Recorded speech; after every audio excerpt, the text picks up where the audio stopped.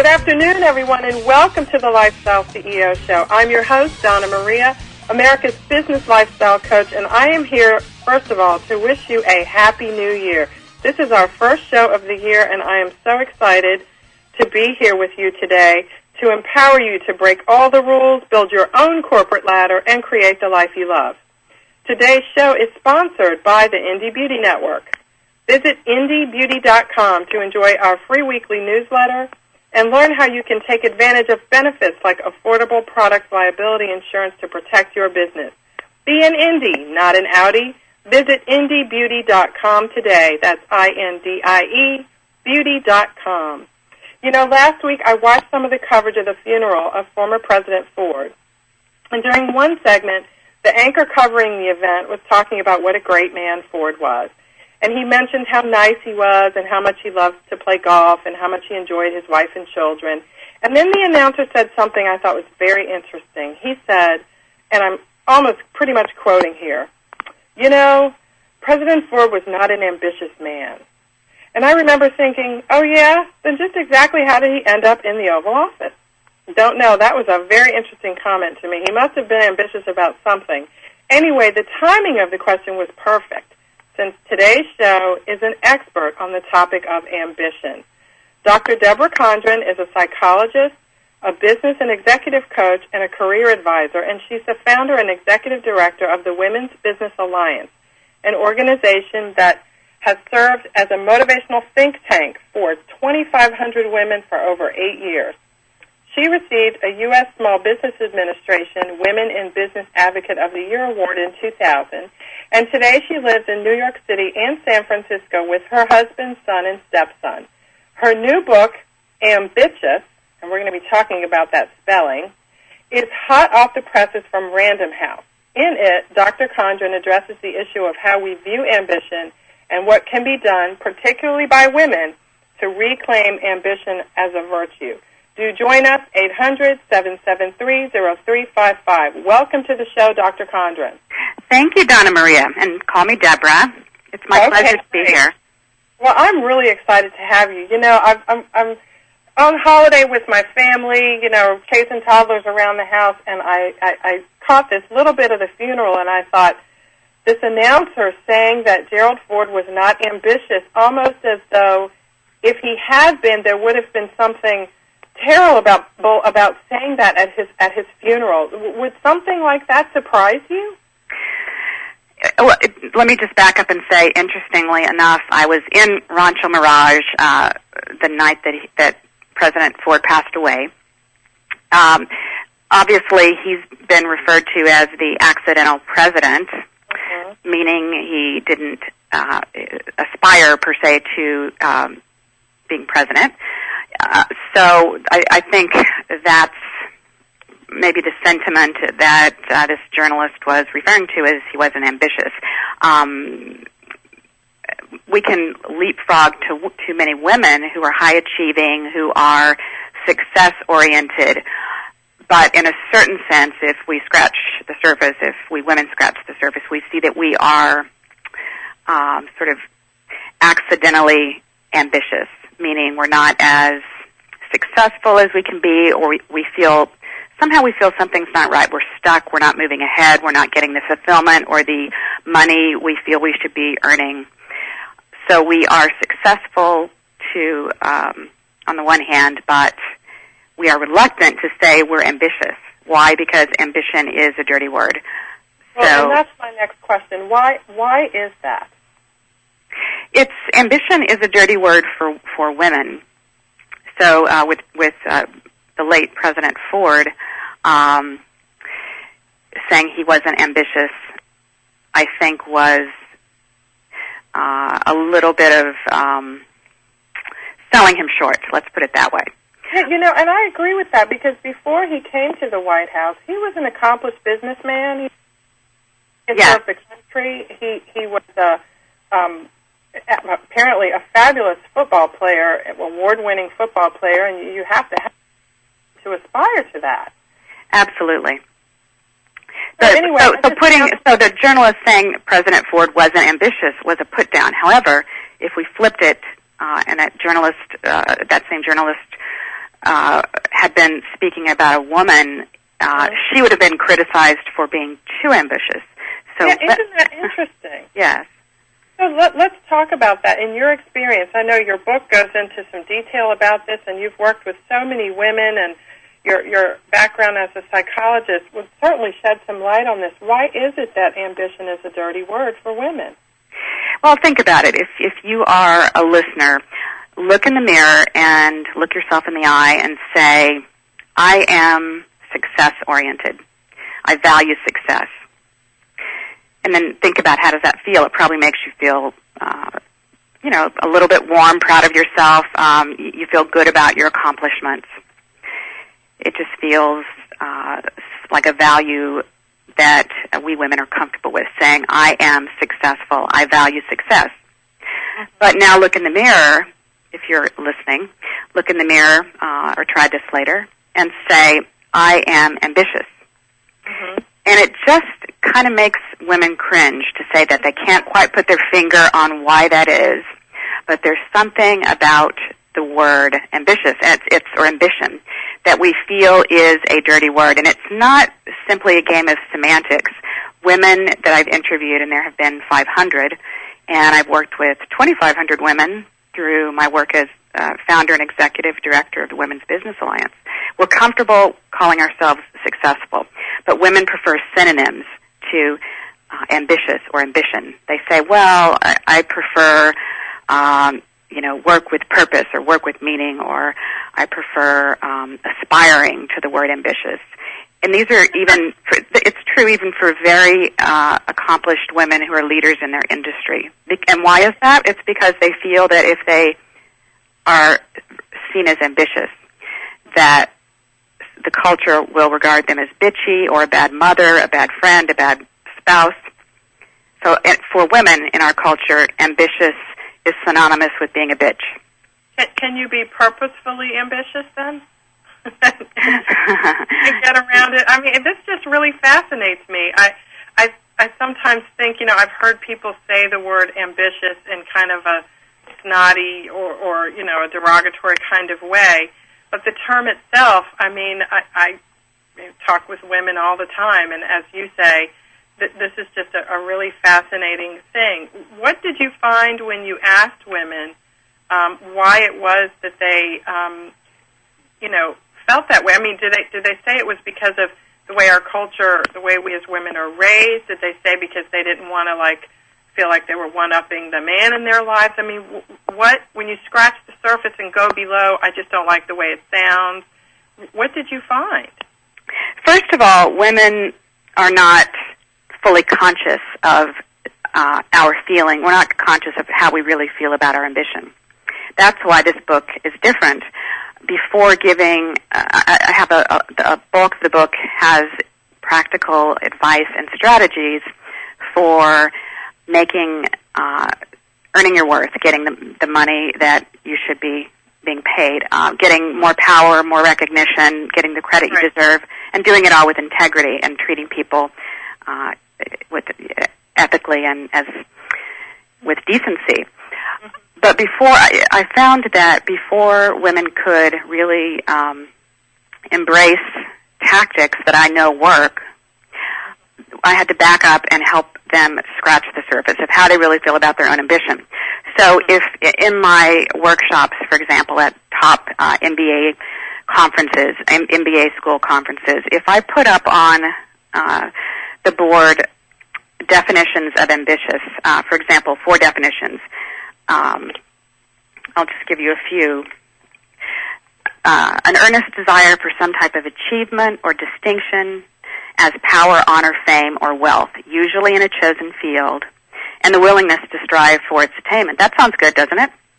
Yes. Another definition, the object, state, or result desired or sought after. Here's another definition of ambition: desire for work or activity, energy, interest, passion in professional activity. And here's another definition of ambitious is aspiring, enterprising, and wishing to rise mentally or spiritually to a higher level or plane, or to attain some end beyond ordinary expectations. one more, requiring exceptional effort, ability, etc. Now, the final definition out of the 7 that I show women is aggressive, self-centered. Now, which of those definitions do you think the majority of women that I've presented to and interviewed pick to describe an ambitious woman? Mm-hmm. It's the aggressive, self-centered. So it's almost like the word should be ambition.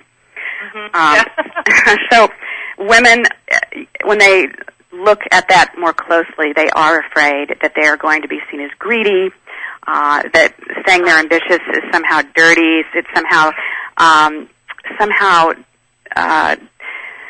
dilutes the purity of their endeavors. So they say, I value, I want to make a contribution. I want my work to have purpose.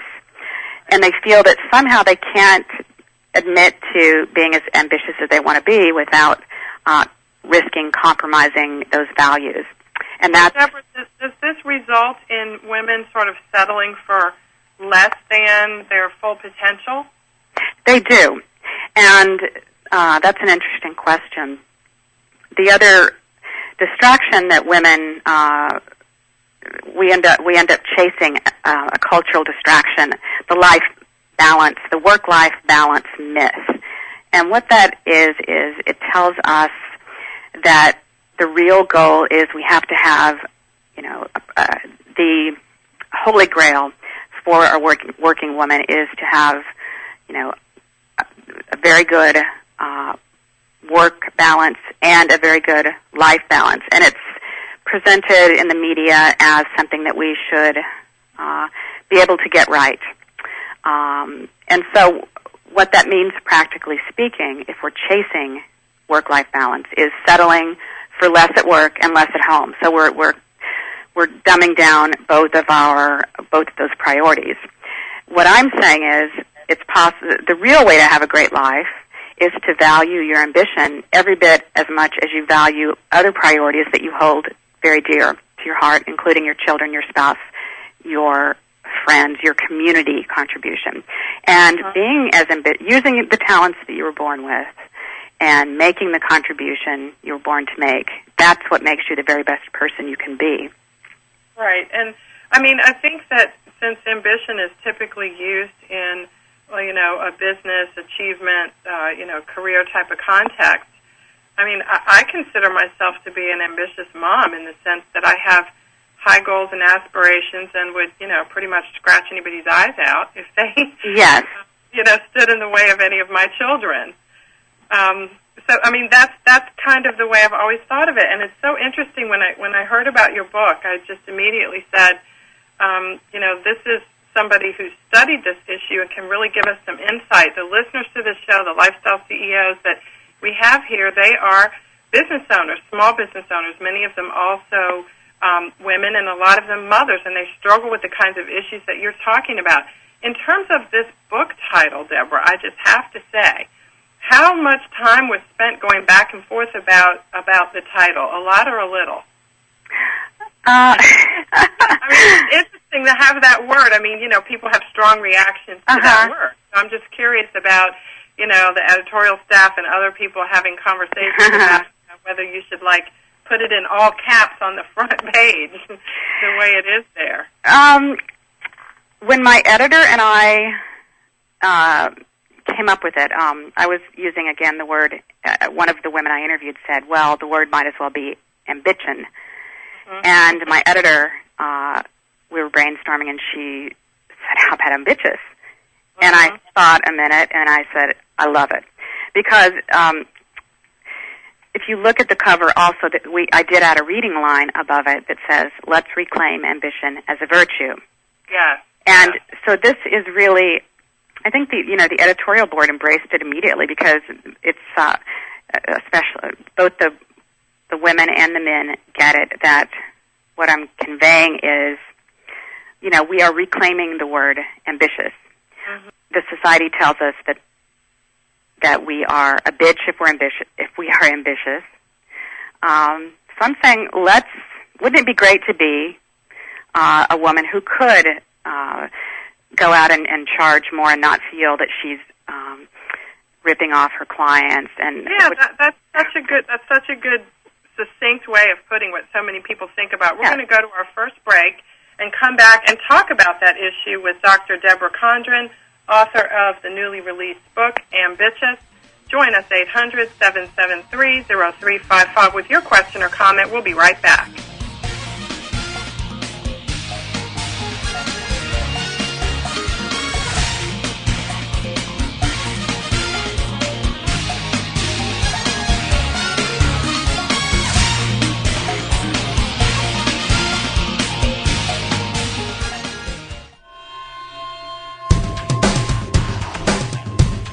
Why is everyone listening to GlobalTalkRadio.com? Because it's the future of talk radio. Every day, more and more people are finding Internet radio as not just an alternative media, but as a replacement to traditional AM and FM broadcast stations. Internet radio offers a wider variety of programs, convenient on-demand listening that meets your schedule, and fewer commercial interruptions. And GlobalTalkRadio.com is already leading the way by matching this content with a highly targeted Internet audience. GlobalTalkRadio.com offers its listeners one of the widest programming varieties on the Internet, from business and finance to self-improvement, paranormal, health, literature, romance, politics, and more. There are also opportunities for prospective hosts who would like to host their own weekly or one-time talk shows. Want to learn more? Check us out at www.globaltalkradio.com and see the future of talk radio today.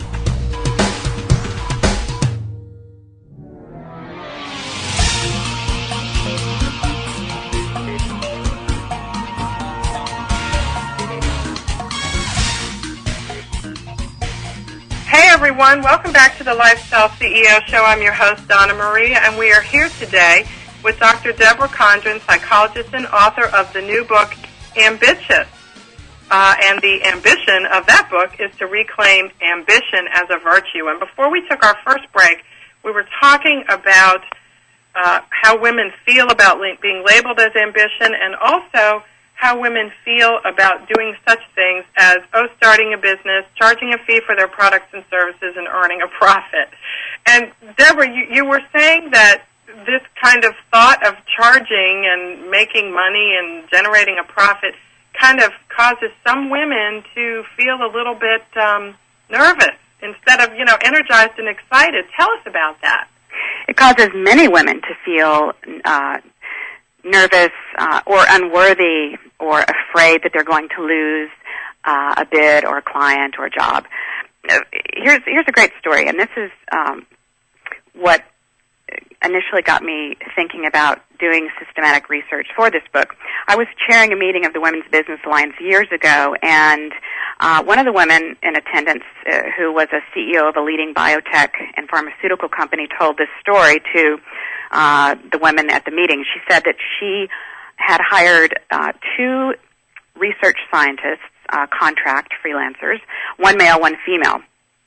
The female consultant submitted her bill, and when she handed it in, she asked, "I hope it's all right that I charged my $90 per hour fee," to which the CEO replied, "Of course." The CEO at my meeting then said the male consultant turned in a bill for exactly the same type of work. They had identical credentials, and he stated, "My fee is $175 per hour," to which the CEO replied, "Of course." So this is a theme I've seen over and over again. Women undercutting themselves. We can certainly talk about the glass ceiling. We can talk about barriers, but that's not the focus of this book. The focus of this book is, what are we doing to ourselves? Are we pricing ourselves too low? Are we not negotiating first salaries and subsequent salaries? Yeah, if someone came in, think about it. You're a business owner, and someone walks in and says, "I hope it's okay that I charged, $75 an hour." You're a business person. It crossed my mind immediately to say, "Well, no, it's not okay. You should have charged $50." That's a really ambitious thing to say, but it just makes, that's the first thing that comes to my mind. It's like, why would it not be okay? Yes. For you to charge your rate, and that's a really good story. So it's what you're describing is not looking at society or any outside factors for the situation we may find ourselves in, but looking inside us. Yes. Another woman I spoke with, who is actually a journalist for a major business magazine, told me that someone had called her and wanted some sort of free editing advice. And she said to me, I feel guilty saying no to her. And I asked her, well, why do you feel guilty saying no when she's asking you to do free work, rather than thinking that she should be feeling badly about asking you to do free work for her? And she said, I hadn't thought of it that way. Really? Yeah. We feel guilty, we feel, another theme is women we feel that we're somehow almost a fraud, or we're going to be found out, or we don't know as much as our colleagues know, even if we have credentials to die for. Women also don't necessarily know what the market will bear. So getting a lot of information about what your competitors are charging, checking with your informal board of advisors, which I give advice about how to form, so that you can do your due diligence, find out what the market will bear. And then I tell women to charge in the upper 75th percentile of what the market will bear, rather than the lower 25% or the very bottom. Even if you're starting out, and women especially who are starting up new businesses will lowball themselves. They say, I'm just starting out, I don't have enough experience. Well, you have a skill set. You know that you can hustle and do the work and figure out a way to do it behind the scenes. So don't sell yourself short. If you start out charging in the low end, you're going to stay there. You're going to attract clients that are more difficult and that don't want to pay, or that want to squeeze more work out of you. So when you charge in the higher end, you will enjoy your work more. You'll be paid what you're worth. You'll be able to afford great child care. You'll be able to buy a house, save for retirement and for discretionary expenses that you are in charge of. Some of the things you're mentioning are like not even discretionary. I mean, child care. Yes. House. I mean, you're talking about basically eating. Exactly. So why wouldn't you? Why wouldn't you? I think that helps women justify charging more when they think about, okay, I'm doing this for myself, and I'm also doing this so that I can send my child to the very best school or after-school program or summer program, so that I can.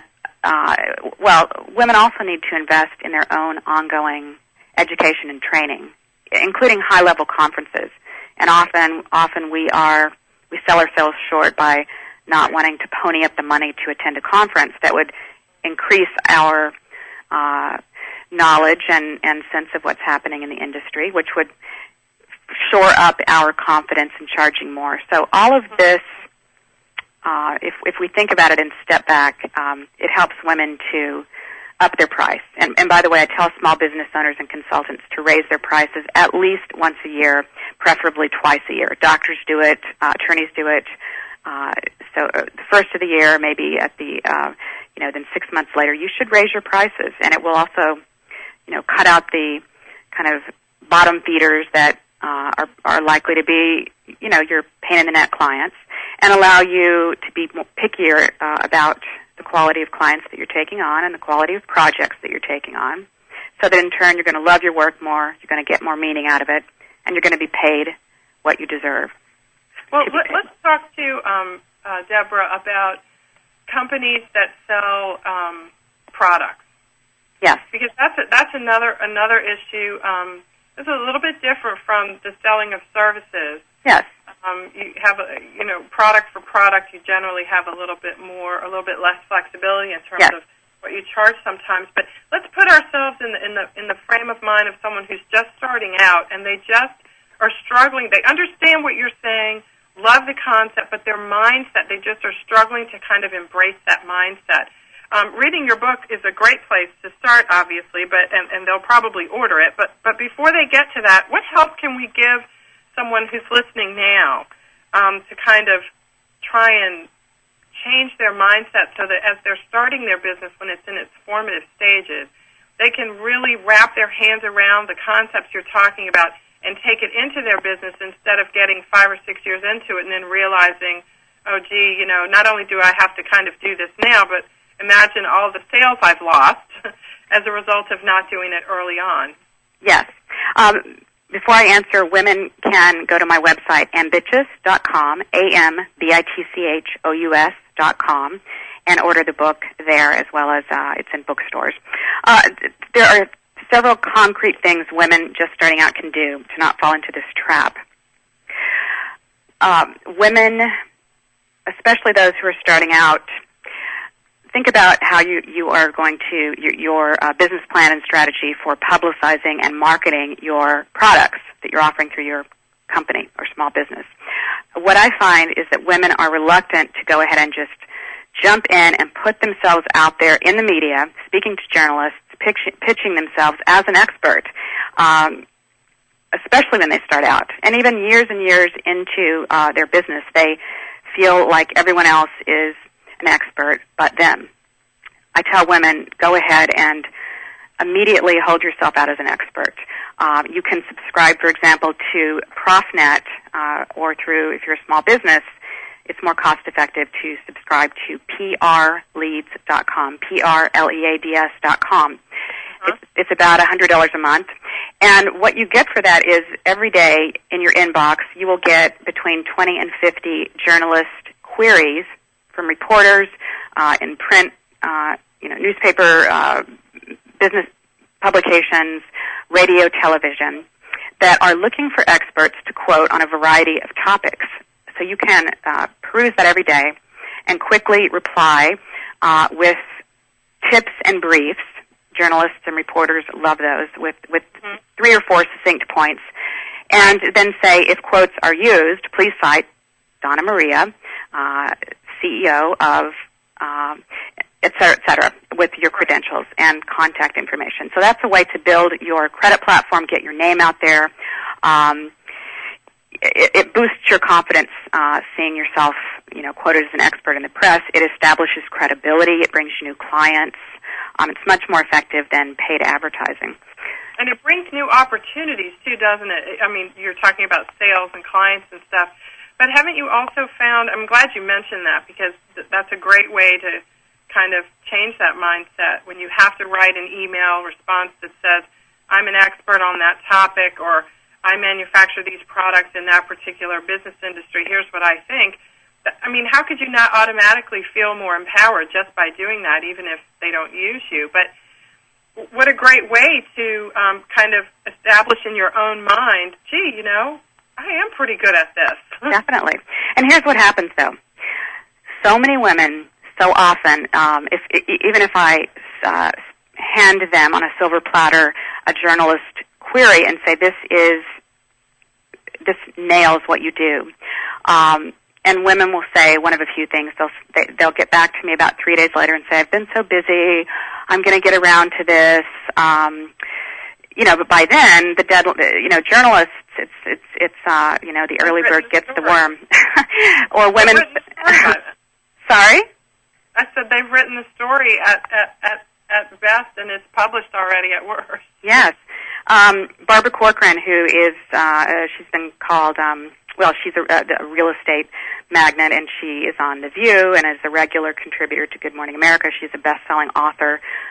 She started a small real estate company about 25 years ago in New York City as a young woman with $1,000 borrowed from an ex-boyfriend, and she sold it to Ascendant a few years ago for a reported maybe $77 million. And she is just a PR creative genius. She says that it doesn't matter if she's in the dentist chair or in the middle of the grocery store. If her assistant calls her or a journalist calls her on her cell phone, she takes that call immediately.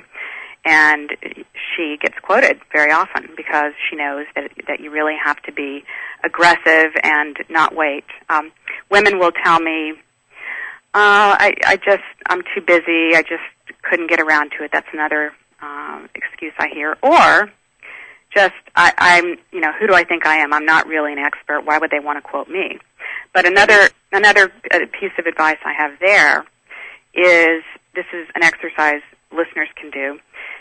Sit down and update your resume or your CV, and put all of your accomplishments, add all of your accomplishments and wins and projects and dollar amounts, update it. And then step back and look objectively at that resume. And you know what happens? Women say, wow, is that me? You know, we forget about what we accomplish. We forget about the fact that if we were looking at another person's resume with our same credentials, we would be blown away. We would say, wow, that's an amazing, ambitious, accomplished, impressive person. But we forget, and we just need to go through, you know, a stepping back exercise to remind ourselves just how much of a body of work and knowledge and expertise we have built.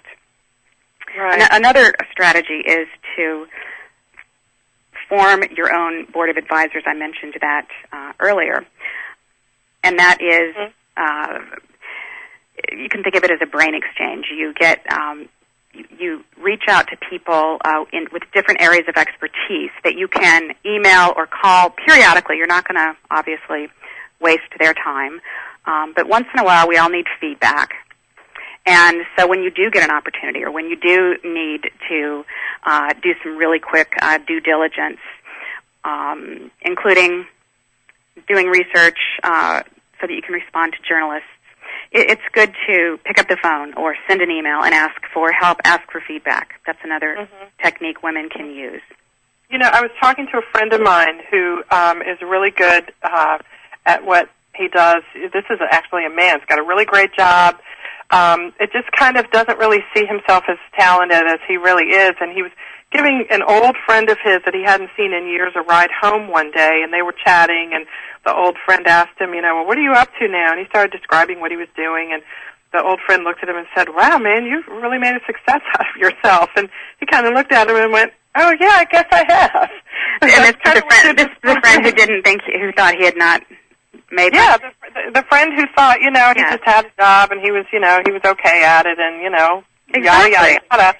He described what he was doing, and the other person looked at him and said, wow, you know, you've really come a long way and made something out of yourself. And my friend was like, well, you know, I guess I have. That does sound pretty good. Yeah. But he'd never really sort of associated that with himself. I guess, first of all, it's not just a woman issue, although I think we do struggle more with it. But a lot of people just struggle with that. And so the exercise you're talking about, putting yourself out there and letting an objective third party sort of mirror you, you know, if you're getting some good feedback, then, you know, it's the truth and you can go with it, right? Yes. The other concrete strategy that you can start doing as soon as we get off this phone call, if you're listening, is I call it the ka-ching file. K-A-C-H-I-N-G exclamation point. Anytime you get an email from your boss or from a client, from a colleague, from a journalist that is complimentary, print it out immediately. Or if someone calls you on the phone and pays you a compliment, write it down immediately. I don't care if you've been up all night pulling an all-nighter. Go ahead and put it down while it's fresh. Print it out while it's there in front of you. And put it into a file that you name your ka-ching file. And over time, whenever you're feeling down or doubtful, or just even if you're considering making a move to a different company, or if you are getting ready to bid on a proposal if you're a small business owner, it's a good thing to go back and review your ka-ching file and all of your wins and accomplishments and feedback. You know, you can put your profit and loss statements in, checks, you know, that you get that are particularly exciting. Make a Xerox copy and put that in your ka-ching file. And then you go back, and it's an instant way to boost your spirits and your awareness of, well, gee, I have accomplished quite a lot. Right, I did all that. You did all of that. That's a really great suggestion, and with technology, it's really easy to save that sort of stuff. We're going to take a break. We're here with Debra Condren, author of Ambitious. This is the Lifestyle CEO Show. We'll be right back.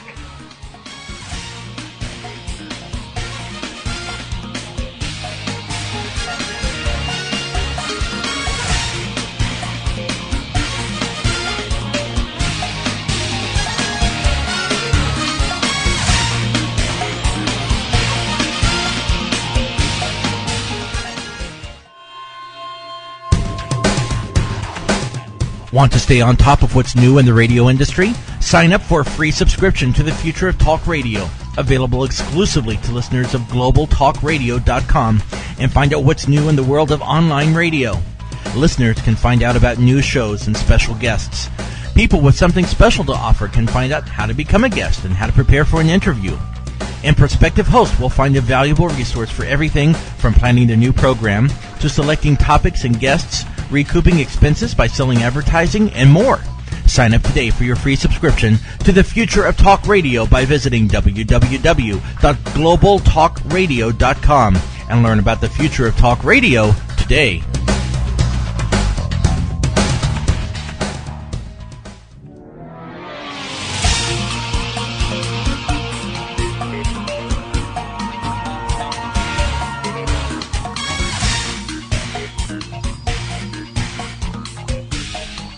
Hello, everyone. Welcome back to the final segment of today's Lifestyle CEO Show.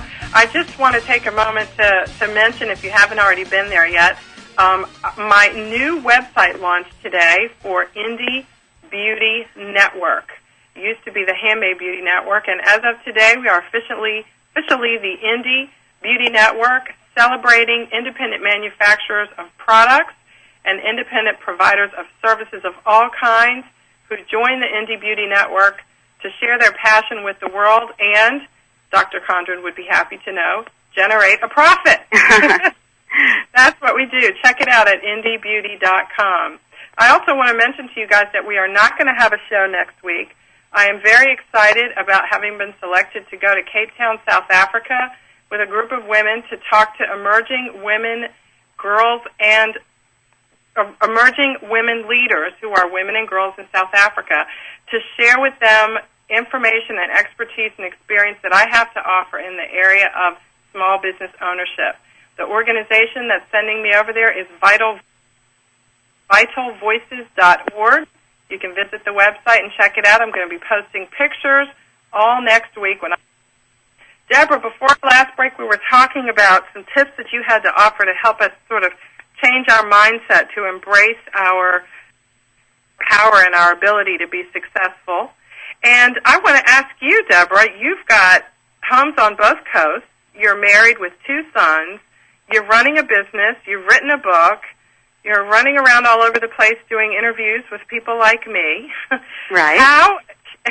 Can you offer some tips for women who are doing so many things and loving it on how to sort of successfully integrate all that? We women beat ourselves up. We think, she's getting it better than I am. He's getting it better than I am. I'm doing it wrong. We end up trying to twist ourselves into pretzels, trying to have a perfectly balanced life each and every moment of each and every day. That is a myth that the culture has created to distract women. It makes us chase our tails, put needless pressure on ourselves. So here's the truth that no one tells us, especially those glib work-life evangelists, is that once you get out into the world of work, and even before that in college, I've seen this with college women, that what you should expect is that your day-to-day life simply isn't going to flow smoothly. It's not always going to be balanced. And so you have to... Is that okay? That is okay. That's okay. The norm. Imbalance is normal. Balance is abnormal. Balance is bunk. And the paradox is, once we take that pressure off of ourselves to have a perfectly balanced work and home life, paradoxically, balance graces us once in a while. At different times in your life, you're going to necessarily have to put more hours in at work. And then other times in your life, you're going to necessarily have to devote more time to your family or your education. And so successful women, ambitious women that I know who have made peace with their ambition and also, love their families and other priorities every bit as much as they love their work, but they also love their work every bit as much as they love their other priorities. Those women look at the big picture. So at the end of your life, and not even at the end of your life, but just, look at the big picture. Life is a long time. You have a long time to get it right. Things balance out over the long term. Mm-hmm. You know, so think of yourself at the end of your life. So what if you're able to say, you know, I completely balanced my time between work and home? So what if you are a woman who has you know, a burning fire in the gut to make a contribution in this world, and you sell yourself short, you dumb that down just so that you can have a quote unquote balanced life? That's a tragedy for you and for the world, because you owe it to yourself to make the contribution you were born to make, and you owe it to the world to make the contribution you were born to make. That makes you a happier individual. It makes you a happier girlfriend, partner, spouse. It makes you a better mother. It makes you a better role model, and it makes you a better contributor in the business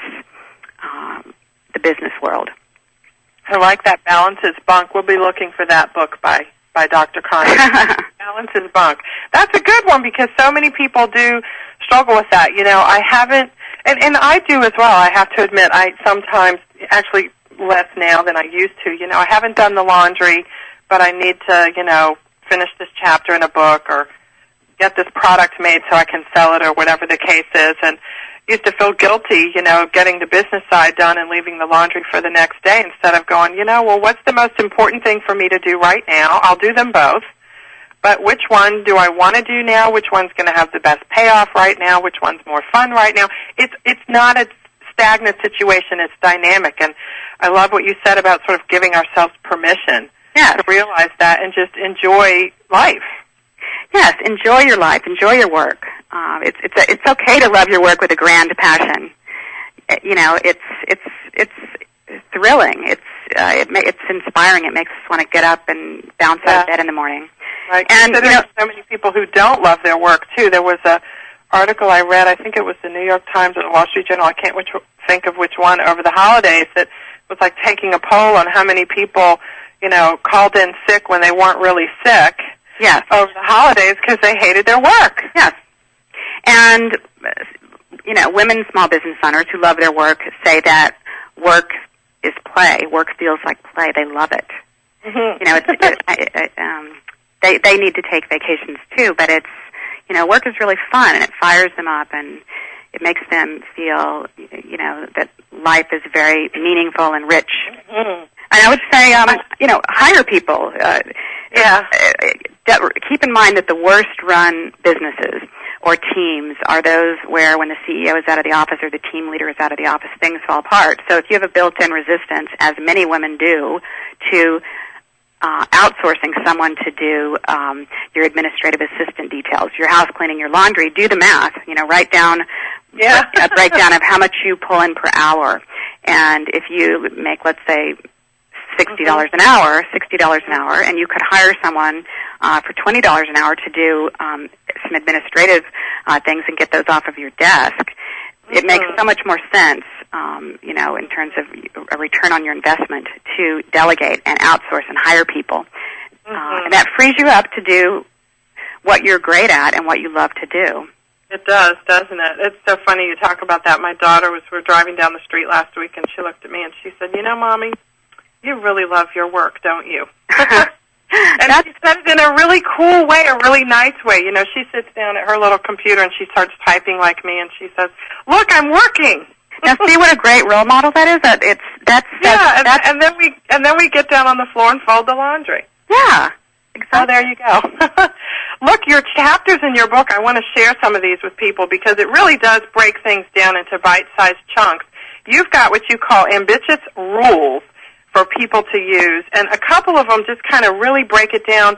My favorite one is to stop the fraud police. You deserve to be here. Yes. Talk a little bit about that.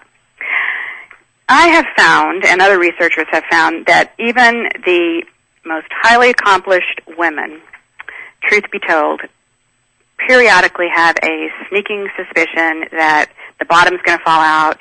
They're going to be discovered by their colleagues as not really knowing what they're doing. They feel a sense that they have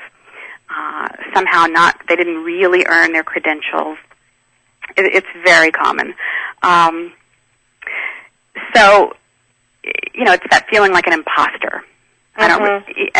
One very high-powered partner in a top New York law firm, said that she feels, she feels very comfortable, on the one hand, being very aggressive for her clients.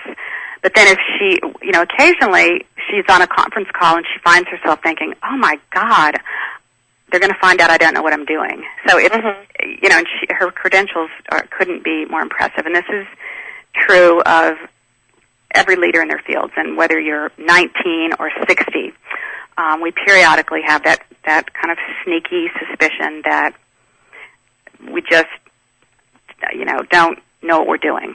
So it's time to stop that. And there are ways that you can catch yourself, feeling like a fraud. For example, do you preface every comment with, "Well, I don't know what I'm talking about, probably, but here goes," or "Oh, I'm sorry, let me just add one thing." So taking an apologetic stance.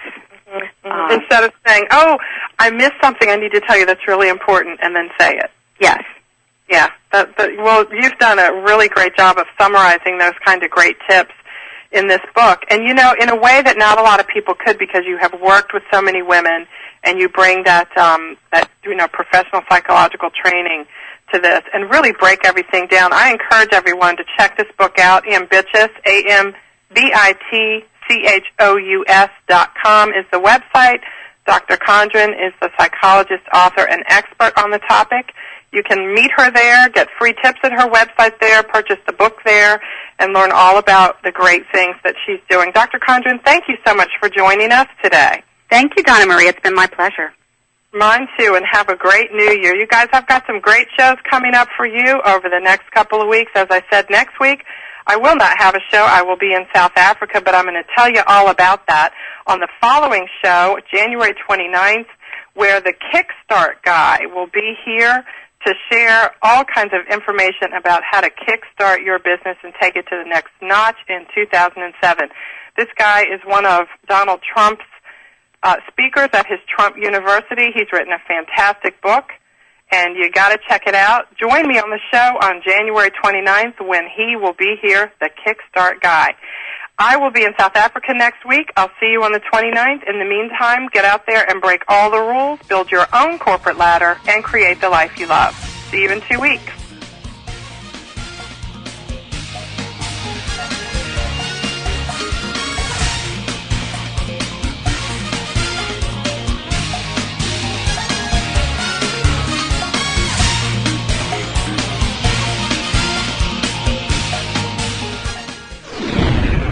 You're listening to GlobalTalkRadio.com.